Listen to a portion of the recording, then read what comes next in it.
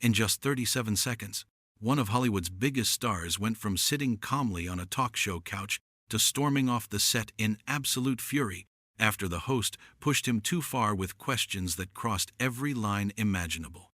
What started as a conversation about art and creativity exploded into a full-blown war of words that ended with Johnny Depp telling Bill Maher exactly where he could shove his opinions before walking out and leaving the entire studio in shocked silence. Before we dive into this absolute chaos, make sure you hit that subscribe button right now. We bring you daily videos exposing Hollywood's darkest scandals, the confrontations they don't want you to see, and the moments that reveal who these celebrities really are when the cameras catch them off guard. Last night's episode of Real Time was supposed to showcase Johnny Depp talking about his latest artistic ventures, his music projects, and his work behind the camera. The audience packed into the studio expecting laughs, interesting stories about working with different directors, and maybe some gentle back and forth between two guys who have been around Hollywood long enough to have seen it all. Instead, they witnessed one of the most uncomfortable and explosive confrontations in recent talk show history.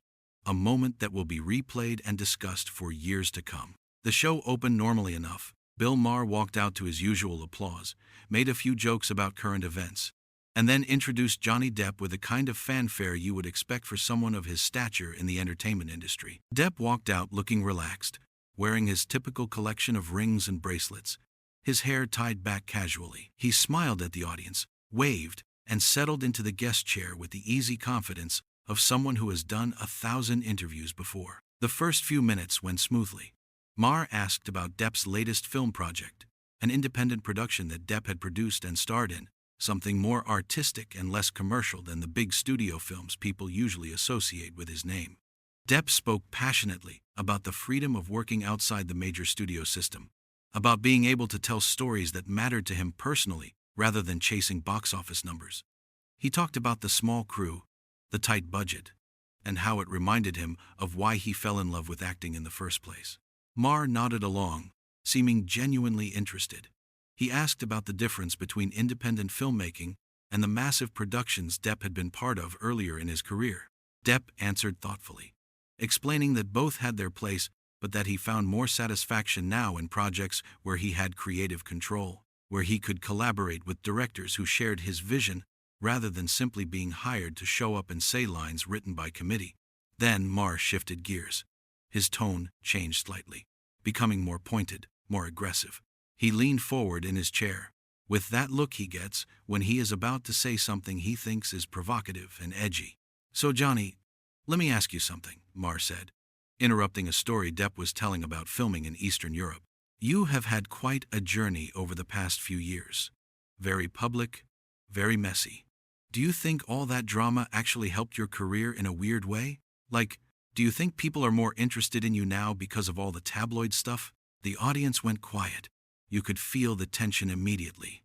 Depp's expression changed.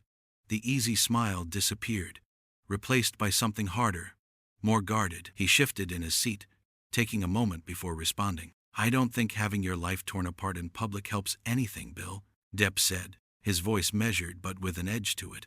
"I don't think anyone would choose to go through what I went through just for publicity." Maher put his hands up in a mock defensive gesture. "Hey, I am just saying, you are everywhere now. People are talking about you constantly. Before all this, you were kind of out of the spotlight for a while, right? Now you are back in a major way." Depp's jaw tightened. "I was out of the spotlight because I was working on projects I cared about, not chasing fame. And I am not back because of drama. I am back because I am still here doing what I love, despite people trying to destroy me."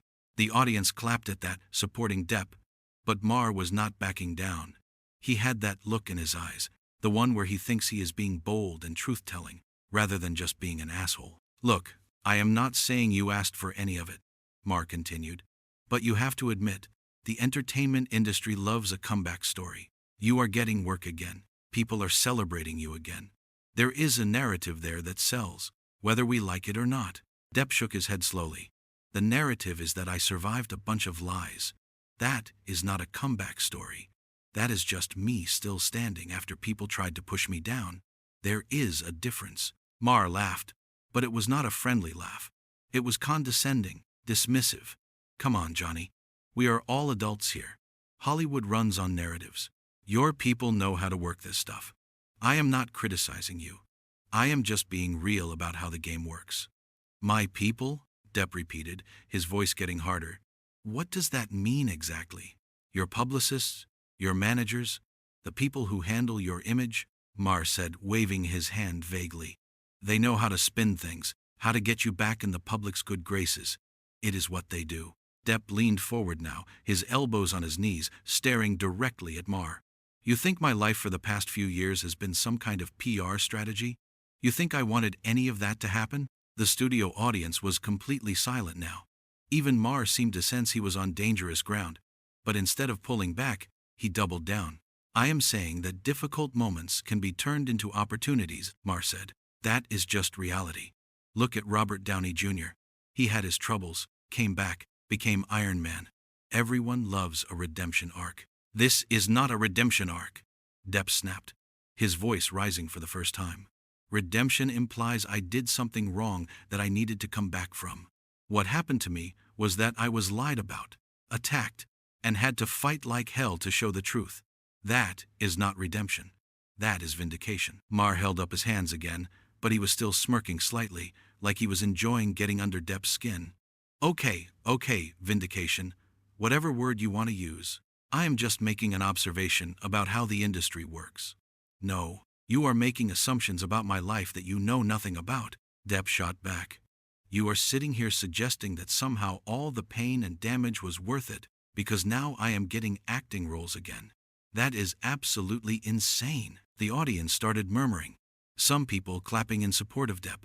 Maher glanced at them, then back at Depp, and you could see him making the decision to keep pushing rather than backing off. Listen, I am not trying to upset you, Maher said, though his tone suggested otherwise. I am just pointing out that you are in a better position now than you were a few years ago when everything was falling apart. That is not a bad thing to acknowledge. Depp stood up suddenly, and for a moment it looked like he might walk off right then. But instead, he started pacing, his hands gesturing as he spoke, his voice getting louder and more passionate. A better position? Bill, do you have any idea what it is like to lose everything? To have your name dragged through the dirt? To lose jobs you had lined up for years? To have people you thought were friends turn their backs on you? To have your kids see lies written about their father in every newspaper and website? You think I'm in a better position now because I survived all that? Maher opened his mouth to respond, but Depp cut him off. No, let me finish. You sit here in your comfortable studio, making your jokes, being provocative, acting like you are some truth-teller, but you do not know what you are talking about. You are making light of the worst period of my entire life like it was some kind of career move. That is beyond messed up. The audience erupted in applause, standing up in support of Depp. Maher looked annoyed now, his smirk fading. He was not used to guests fighting back this hard, not used to losing the audience so completely. Okay, I hear you, Maher said, trying to regain control of the conversation. But you have to understand, from the outside looking in, people see a guy who went through hell and came out the other side still working, still respected. That is admirable. I am actually complimenting you. That is not a compliment, Depp shouted, stopping his pacing and pointing at Maher. You are trying to frame my trauma as some kind of strategic win. That is not a compliment.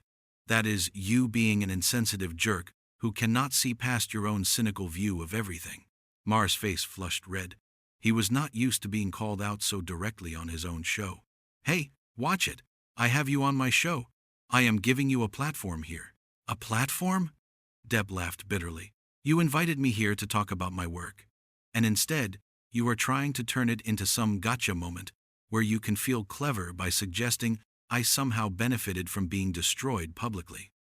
That is not a platform. That is an ambush. Maher stood up now too, facing Depp across the desk. Nobody ambushed you.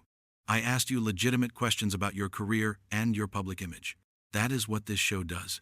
If you cannot handle that, maybe you should not do interviews. The audience gasped at that. It was a low blow, suggesting that Depp was too sensitive to handle basic interview questions, when everyone watching could see that Maher had been pushing and prodding deliberately. Depp stared at Maher for a long moment, and you could see him making a decision. His whole body language changed, from angry and animated to cold and controlled. You know what, Bill? You are right. Maybe I should not do interviews. At least not with people who pretend to be on your side while actually just trying to get a rise out of you for ratings. I thought you were different. I thought you actually gave a damn about having real conversations. But you are just like everyone else, looking for the controversial moment, the clip that will go viral, the confrontation that will get people talking. Maher tried to interrupt, but Depp kept going, his voice steady and cutting. I came here tonight to talk about art, about creativity, about the projects I am passionate about. Instead, you wanted to dissect the worst years of my life and suggest I should be grateful for them because they make for a good story. That is the most cynical, heartless thing I have heard in a long time. And I have heard a lot of heartless things. That is not what I said, Maher protested, but his voice lacked conviction. He knew exactly what he had been doing. That is exactly what you said, Depp countered. You just dressed it up in your typical pseudo-intellectual bullshit to make it sound like social commentary instead of what it really is, which is you being cruel for entertainment. The audience was on their feet again, cheering for Depp. Maher looked around, clearly frustrated that his own crowd had turned against him. Okay. You know what? If you are going to come on my show and insult me, maybe you should leave, Maher said, his voice rising to match Depp's intensity. Depp smiled, but it was not a happy smile. It was the smile of someone who had just been given permission to do exactly what they wanted to do anyway. Gladly, Depp said. I was about to suggest the same thing. He started unhooking his microphone, pulling the wire out from under his jacket. Maher just stood there, arms crossed, trying to look like he was in control of the situation even though everyone could see he had lost this confrontation badly. Before I go, Depp said, holding the microphone in his hand now instead of wearing it, let me just say this, to anyone watching at home who has gone through something difficult, something traumatic, something that felt like it might destroy you. Do not ever let people like this tell you that your pain was worth it because of where you ended up. Your suffering is not a plot point in someone else's narrative. Your trauma is not character development. And you do not owe anyone gratitude for surviving what they put you through. The audience exploded. People were shouting their support, clapping so loudly that it echoed through the studio. Some people had tears in their eyes. Depp had touched something real, something that went beyond celebrity gossip and talk show drama. Maher tried one more time to salvage the situation. Johnny, come on, sit back down. We can talk about this like adults. Depp placed the microphone on Maher's desk very deliberately, very carefully, maintaining eye contact the whole time. We could have talked like adults from the beginning, Bill, but you chose to play games instead. You chose to try and provoke me for your audience. Well, congratulations. You got your confrontation. I hope it was worth it. You are being oversensitive, Maher said, desperation creeping into his voice now. He was realizing how bad this looked, how completely he had mishandled this interview. I was just asking questions. Depp shook his head slowly. No, you were being an asshole. There is a difference, and everyone watching knows it. With that, Depp turned and walked toward the edge of the stage. Maher called after him, trying to make a joke to lighten the mood. Something about how this would be great for ratings. But nobody was laughing. The audience was still applauding Depp as he walked away. One of the producers tried to intercept Depp at the side of the stage, probably trying to smooth things over or convince him to come back, but Depp just shook his head and kept walking. He did not storm off in anger or slam any doors. He walked away with dignity, with his head held high, like a man who knew he had said exactly what needed to be said. Back on the stage, Maher stood there looking uncomfortable for maybe the first time in his career. The audience had mostly stopped clapping now, but the energy in the room had completely changed. What had been a typical late-night comedy atmosphere had turned into something heavier, something more serious. Maher tried to laugh it off. Well, that was intense, he said, attempting to sound casual. We are going to take a quick break, and when we come back, we will try to have a guest who can handle a conversation. But even that fell flat. A few people in the audience booed. Others just sat in silence. Maher's usual confidence was gone, replaced by a defensive posture that everyone could see through. Backstage, crew members were frantically trying to figure out what to do. This was not like a typical celebrity disagreement where both sides eventually laugh about it and the interview continues. This was a complete breakdown, a guest walking off the show in the middle of the taping because the host had pushed too hard and crossed too many lines. Depp was already in his dressing room, gathering his things. Members of his team were with him, and you could hear them talking in low, angry voices about what had just happened. Someone suggested they release a statement immediately, but Depp reportedly said no, that what happened on that stage spoke for itself and did not need any clarification or spin. Meanwhile, Maher was huddling with his producers during the commercial break, trying to figure out how to continue the show. Some of them wanted to address what had happened directly when they came back on air to explain Maher's side of things. Others thought they should just move on and pretend the confrontation was no big deal, that it was all part of the edgy nature of the show. In the end, when the show came back from break, Maher did neither. He brought out his panel of guests as scheduled and tried to act like nothing unusual had happened. But throughout the rest of the taping, you could see him checking with the producers, see him looking uncomfortable whenever anyone brought up strong emotions or personal struggles. The confidence he usually projected was shaken. Out in the parking lot, Depp climbed into a waiting car and left the studio. According to people who were there, he did not seem upset or angry anymore. He seemed calm, even relieved, like standing up to Maher and walking away had lifted a weight off his shoulders. He had drawn a line, established a boundary, and refused to be treated poorly for the sake of entertainment. The confrontation was everything viewers did not expect from what should have been a straightforward interview. It revealed tensions that exist in celebrity culture, in media, in the way we talk about trauma and survival. Maher had approached the conversation with his usual cynicism, his tendency to play devil's advocate and push buttons for the sake of controversy.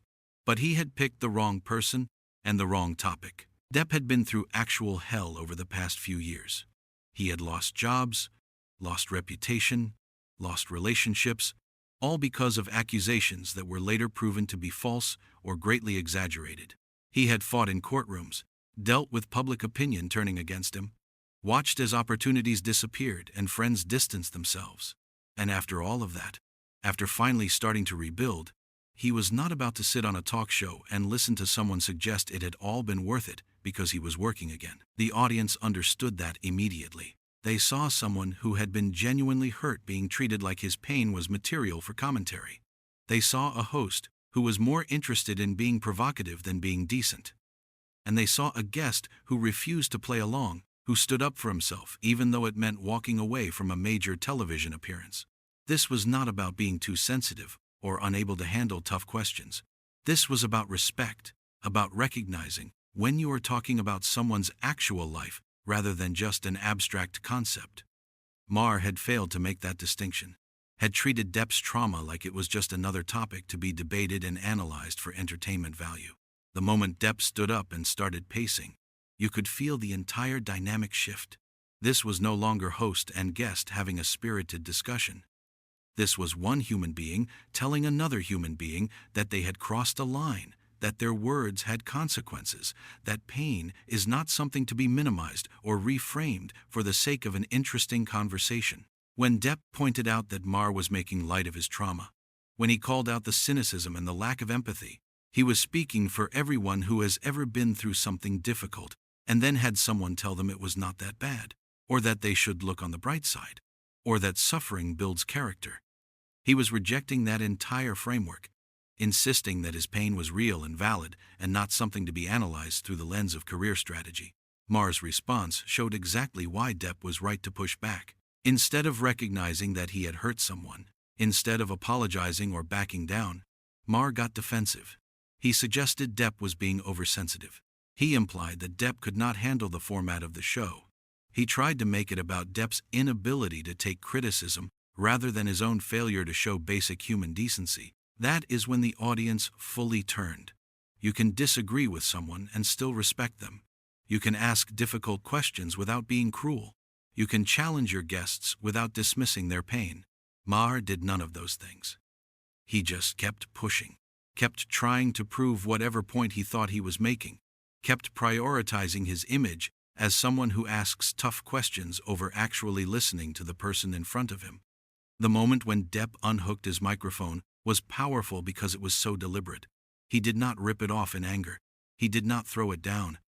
He carefully removed it and placed it on the desk, making it clear that this was a choice, that he was taking control of the situation rather than being controlled by it.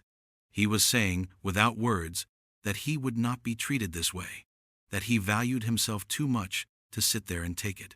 His final statement to the audience was the perfect ending to the confrontation. He took what could have been just a celebrity spat and turned it into something meaningful.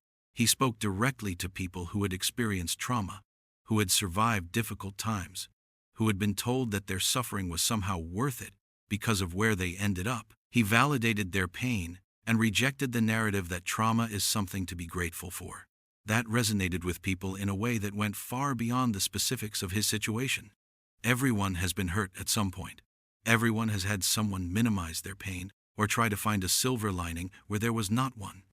Everyone has wanted to stand up and say, no, my suffering matters, my feelings are valid, and you do not get to tell me how to frame my own experience. Depp did that. He stood up, spoke his truth, and walked away. He did not beg Maher to understand.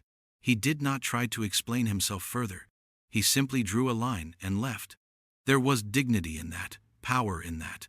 A kind of strength that comes from knowing your worth and refusing to compromise it for anyone.